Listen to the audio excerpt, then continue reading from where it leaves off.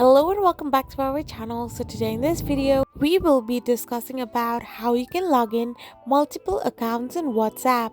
So without wasting much of our time, let's get straight into the video. So to log in multiple accounts in WhatsApp, first of all you need to tap open your WhatsApp app. Once you open it, you will end up in this page. Then tap on the three dots icon on the top right and tap on settings. Simply tap on the down line beside your name and tap on add account. After you do so, you can select use on this phone only option.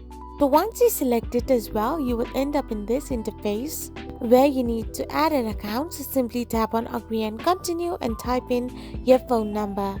After this is done, your phone number will start to get connected and it will also look up for backups if you want to restore them, or you can even skip it. So simply type in your name as well and hit the next button. After this step is completed, your account will be added. And now to switch accounts, all you need to do is simply tap on the three dots icon on the right hand side of the corner where you can find the switch accounts option. So simply switch accounts, and this way you can switch between accounts on your WhatsApp app simply. I hope you found this video helpful, so don't forget to hit that subscribe button and do give us a thumbs up. We will be back again with these informative videos. Thank you for watching.